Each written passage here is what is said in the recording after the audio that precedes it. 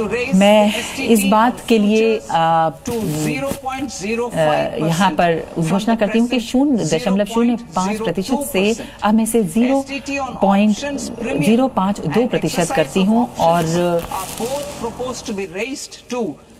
अन्य जितने विकल्प हैं उनको देखते हुए मैं ये प्रस्ताव 1.5% से अब 0.1% और 0.12% तक करने की यहाँ पर घोषणा करती हूँ। जहाँ तक एडिशनल टैक्स लैंडस्केप की बात है, हमारे अतिरिक्त कॉर्पोरेट्स के लिए उनको हम सरलीकृत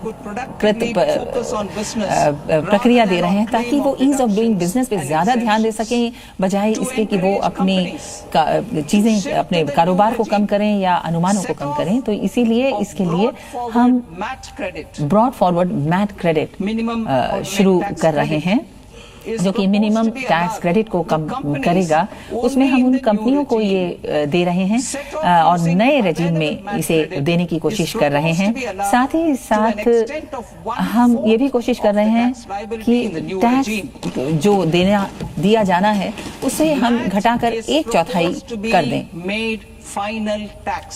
मैट टैक्स को अंतिम रूप से कर माना जाएगा ताकि किसी भी तरीके से 1 अप्रैल 2026 तक किसी तरीके की देयताएं ना हो, इस तरीके की एक्यूमुलेशंस ना हो। और ये जो मैट रेट 15% है इसे घटाकर 14% किया जा रहा है। और इसके अलावा जो हमारे ब्रॉड फॉरवर्ड करदाता हैं उनको देखते हुए मार्च 2026 में जो सुविधाएं उन्हें दी जा रही हैं, उन्हीं असेस पर उन्हें अभी भी सुविधाएं दी जाएंगी। अप्रत्यक्ष कर, अब मैं अप्रत्यक्ष कर के रूप में कुछ प्रस्ताव यहाँ प्रस्तुत करूंगी।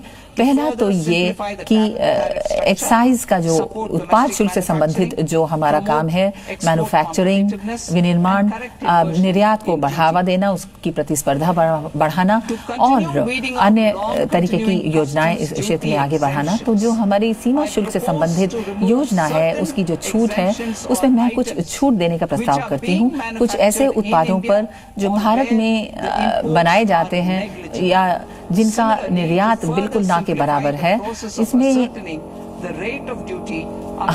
जो शुल्क की दर है उसको देखते हुए